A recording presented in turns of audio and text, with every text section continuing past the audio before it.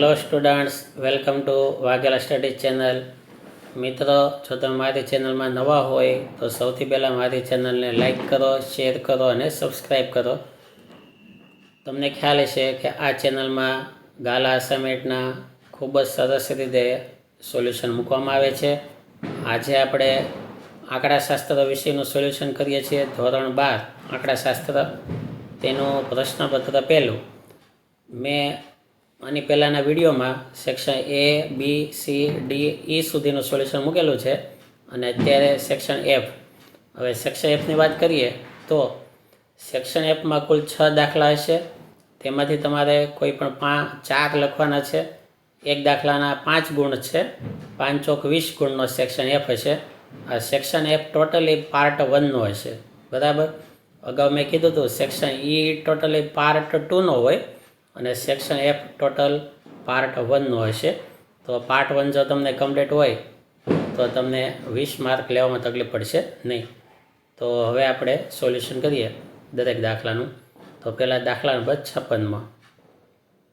હવે 56મા દાખલાની વાત જોઈએ આપણે તો તેમાં લાસ્ટ પેયર, પાશે અને ફિશરનો સૂચકાંક શોધવાનો છે.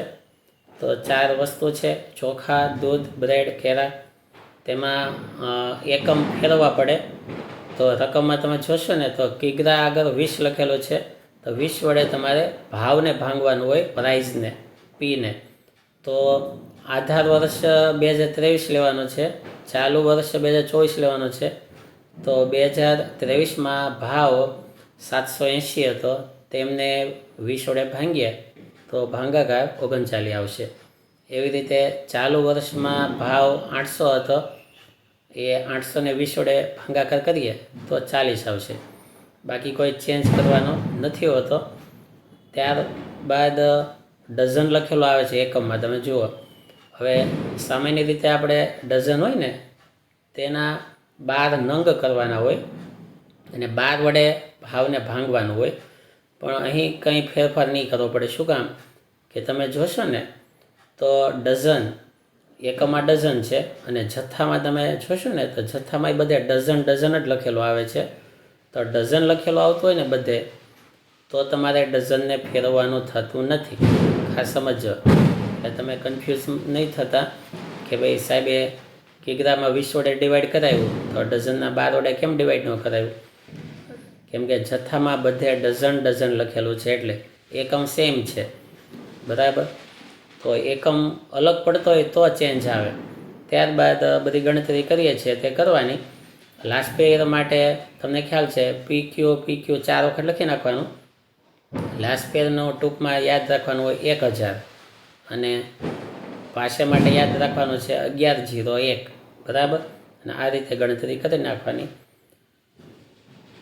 હવે દાખલા નંબર બીજો, એટલે કે આ 9મો છે એ બીજો છે, બરાબર. એટલે કે 57મો દાખલો.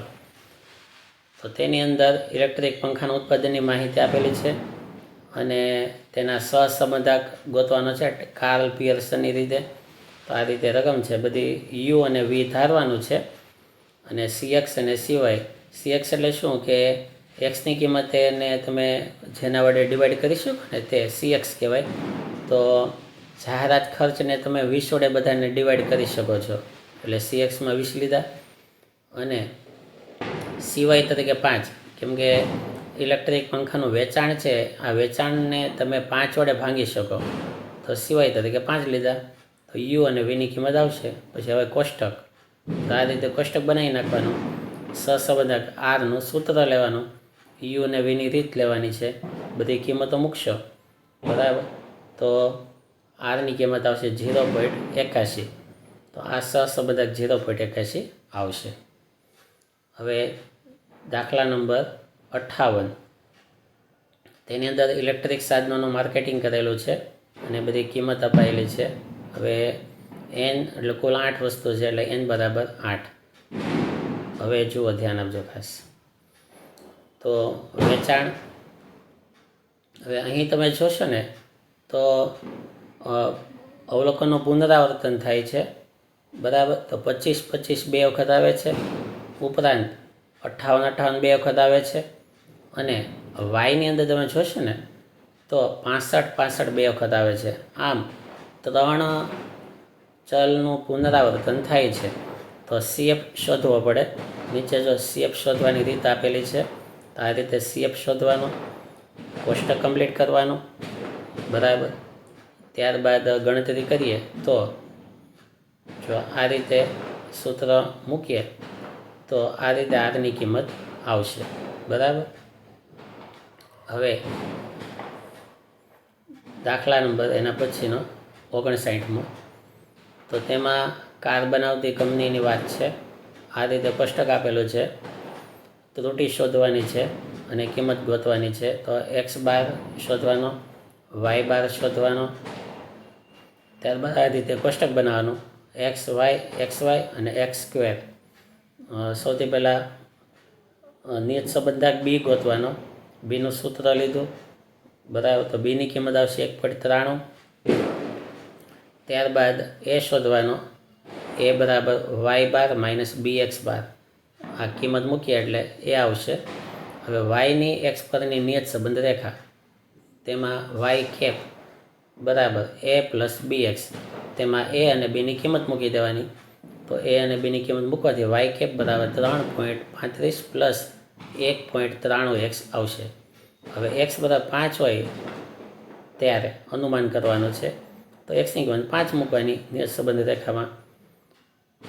ત્યારબાદ કિંમત આવશે 13. પછી ત્રુટિ E ગોતવાની છે. તો ત્રુટિનું સૂત્ર, ત્રુટિ E બરાબર Y માઇનસ Y કેપ. તો 13 માઇનસ 13 બરાબર 0. તો આ રીતે દાખલો ગણાય છે. ત્યારબાદ 60મો દાખલો. તેમાં વર્ષ આપેલો છે, સમય આપેલો છે, જન્મદર, પછી જન્મદરને Y કીધું, પછી T ઇન્ટુ Yનો ગુણાકાર અને T² લીધેલો છે.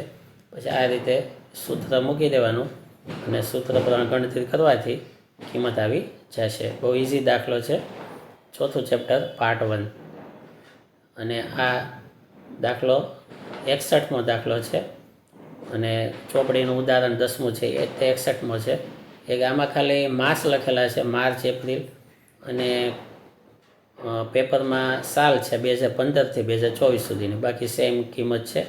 4 માસનું છે. 4 માસનો ટોટલ કરીને ગણતરી કરતી જવાની.